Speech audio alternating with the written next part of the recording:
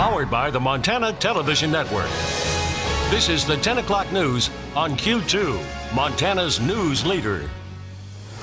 Good evening and thanks for joining us tonight. I'm Russ Riesinger. Will we ever get back to normal again? A question all of us are asking, it seems. President Trump told a group of business leaders he wants the country to go back to the way it was 3 months ago before the coronavirus struck, and hinted some guidelines will be allowed to expire, even though more than 2,000 people died just today in the U.S. from the virus. Well, there are also some promising preliminary results of a clinical drug trial on a group of COVID-19 patients to report tonight. Skylar Henry is at the White House with more. Progress is being made, as you see. President Trump held a roundtable discussion with industry executives at the White House. We want safety and we want economic, where people can go and make a great living. This virus is going to be gone. And when it's gone, you want to get back to normal. During a White House meeting with Louisiana Governor John Bel Edwards, Dr. Anthony Fauci announced an NIH trial using the drug remdesivir is showing promise in hospitalized COVID-19 patients. The data shows that remdesivir has a clear-cut, significant positive effect in diminishing the time to recovery. The administration's latest 30 days to slow the spread guidelines are set to expire this week, and the president hinted they won't be extended. They'll be fading out. The current guidelines, I think you can say, are very much incorporated in the guidance that we're giving states to open up America again. Over on Capitol Hill, the House Speaker and Majority Whip discussed a new coronavirus oversight panel. It's important to the American people that we do what is necessary for them to maintain confidence in their government. Democrats are also calling for more relief funding for the states. It's about what they did in terms of what they spent on the coronavirus and what their revenue loss is. I don't know that we should be working with states that have been suffering through bad leadership or bad management for 25 years, and we're supposed to fix that. President Trump spoke with food and agricultural industry representatives Wednesday morning after invoking the Defense Production Act to keep processing plants open as critical infrastructure. He says a report is coming on worker safety after several plants had closed due to coronavirus outbreaks. Skylar Henry, CBS News, the White House. One House committee says it will hold an in-person hearing in Washington next week, even though the full House will not return. The full Senate is still expected to resume Monday, despite pushback from some Democrats. Well, sadness and success on the coronavirus front here in Montana today as Yellowstone County health authorities announce another death, but the state is reporting no new confirmed COVID-19 cases again. The latest death in Yellowstone County is a man in his 70s who died in the hospital yesterday. State numbers show only 69 of the state's 451 cases are active. As of today in Yellowstone, our Yellowstone and Toole counties are the only two counties with double-digit active cases. 5 of those individuals are in the hospital. Well, Governor Steve Bullock says upping testing surveillance is the best way to keep the virus contained. He says the state has been getting thousands of test swabs from FEMA and private supply chains, and that he's working hard to get more so more people can be tested. First and foremost, we'll be establishing a testing target of 60,000 tests per month. Governor Bullock says that's the long-term testing goal that he wants the state to get up to, with priority on the state's most vulnerable population, such as nursing homes. About a third of Montana's deaths happened at an assisted living facility in Shelby. Beginning next week, we will begin testing all residents that are willing and all employees in our nursing homes and assisted living facilities throughout this next month. Thereafter, enhanced surveillance will be conducted at these facilities. Bullock is also calling for expanded testing in tribal communities and for those with COVID-19 symptoms, which have now been expanded. We're continuing to ask providers to test anyone with one or more symptoms of COVID-19. This includes CDC's recently expanded list of symptoms: chills, repeated shaking with chills, muscle pain, headache, sore throat, and a new loss of taste or smell. The governor asking anyone with one or more of those symptoms to quarantine and get tested. He also announced the formation of 5 strike teams, each with a certified nurse, and 5 National Guard members that can be sent across the state to provide assistance when there is a positive test in those vulnerable communities. Meanwhile, Wyoming Governor Mark Gordon announced today that he is extending his 14-day quarantine directive until May 8th. The self-quarantine is for any individual coming into Wyoming from another state or country for non-work related purposes. Gordon also announced that camping at state parks will open again on May 15th for Wyoming residents. Well, social isolation is difficult for many people, but it can be particularly stressful for those struggling with substance abuse disorders. MTN's Marin Sue spoke with mental health professionals to find out what resources are available to help cope while you're at home. The word social distancing, I mean, it's really cut off a lot of people from support systems and things like that. And so I think that initially had a big impact and continues to. Dr. Doug Muir, North Valley Behavioral Health Director, says isolation can really negatively affect those struggling with substance use disorders. It's a way of coping with whether it's anxiety or stress or depression. And so we tend to fall back on what we feel works for us. But there is hope. There are resources for people while they're at home, even if they don't have access to a health professional via telehealth. He says there are tons of free online videos people can view. Deep breathing exercises, something for emotional regulation like dialectical behavioral therapy. There's a lot of good things on that, a lot of good things on mindfulness. There's just a lot of really good resources out there. Clinical professional counselor Michael Edwards says you don't have to navigate your disorder alone. Reach out for help. Montana, that has some of the highest rates of alcohol misuse and other drug use, and that's coupled with the stigma for seeking mental health treatment, and a lot of folks feel very alone about that. One study found that about 90% of individuals with mental health or addictions issues don't receive treatment, and that's with stigma. So that further adds to the isolation. Dr. Muir adds if you're already attending Alcoholics Anonymous to keep going to maintain a normal schedule. He says AA meetings are now all online, and Dr. Muir reminds people you're not alone. We are all in this together, and the best way for us to get through it together is by reaching out and accessing those support systems and still keeping up communication with folks. In Whitefish, Marin Sue, MTN News.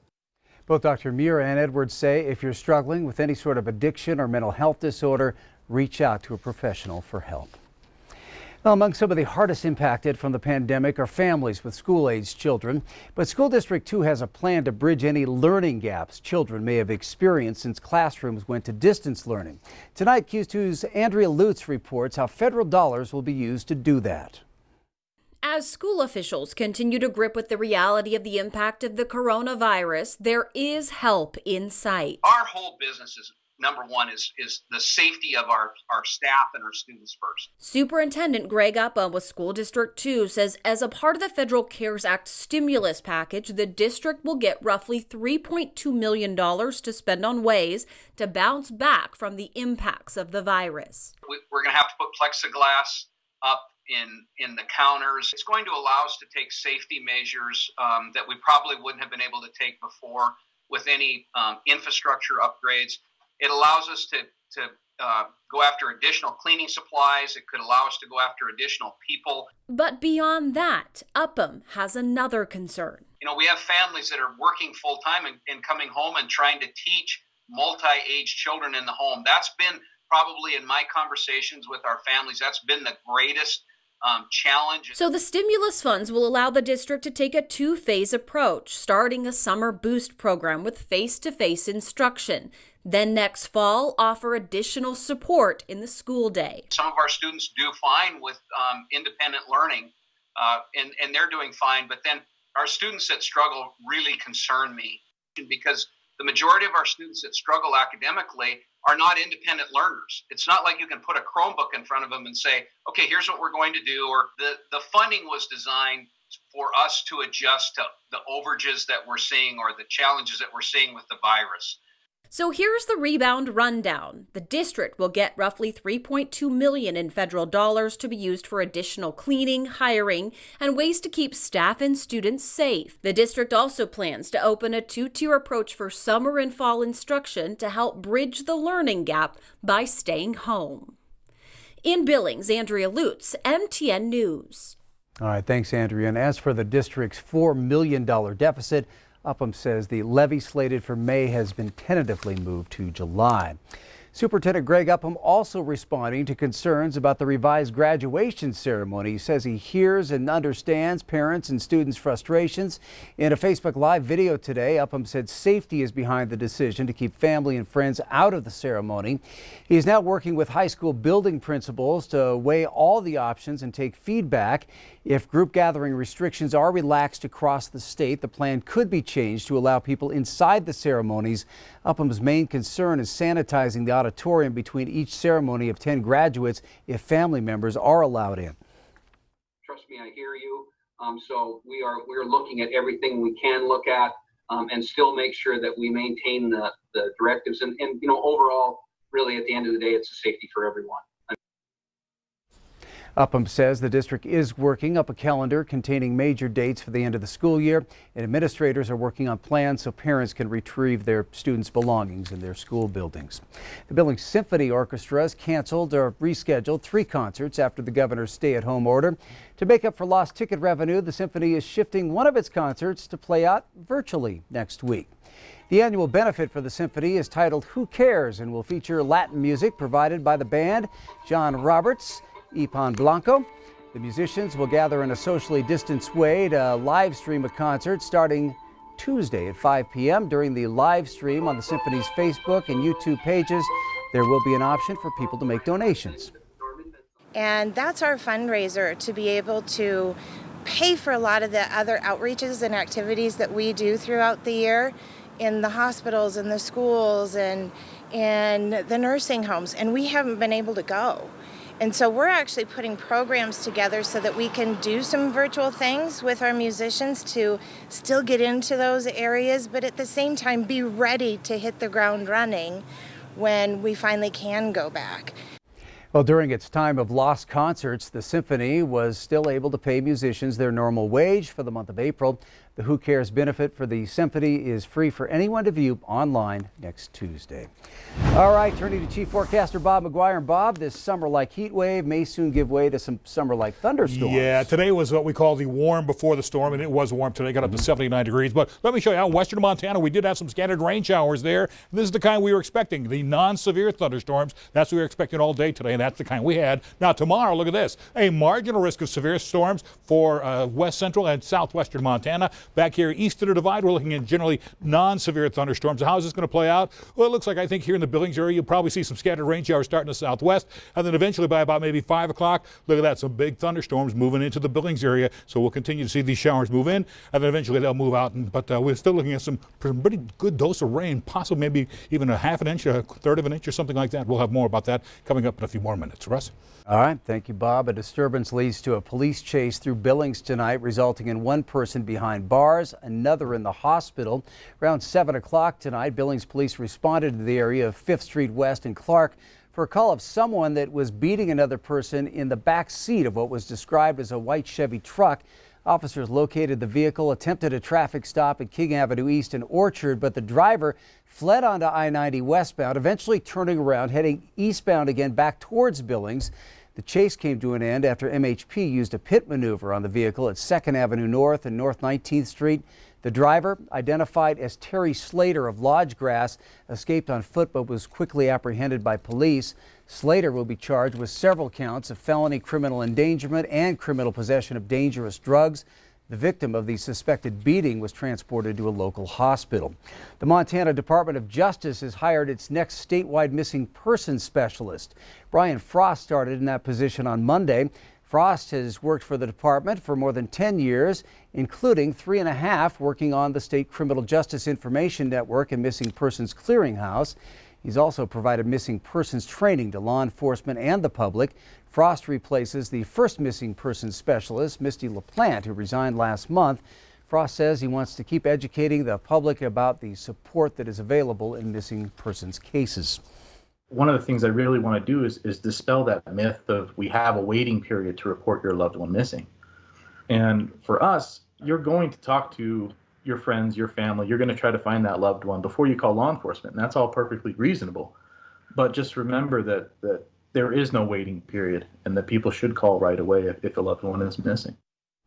And Frost wants to remind people that law enforcement is still treating missing persons cases the same despite COVID-19 restrictions.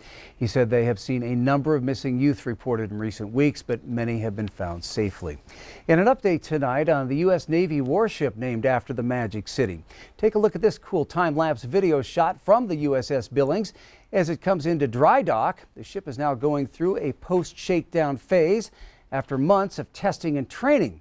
It will allow time out of water to fix and repair anything or do any updates. The maintenance period will last 4 to 6 months. And here's a picture of some of the crew wearing protective masks provided by Visit Billings. Once all the maintenance is completed, the USS Billings will then get underway on her first full-time deployment somewhere out there in the world.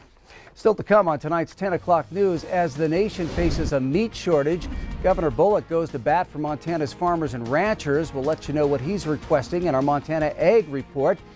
Plus, a Billings grade school principal climbs the ladder to make good on a deal with students. We'll explain. And in sports, we'll hit the diamond as Scott details what's next for the Scarlets and the Royals. You're watching MTN News with Janelle Slade and Russ Riesinger. Storm Tracker weather with Bob McGuire. And sports with Scott Breen. This is the 10 o'clock news on Q2, Montana's news leader.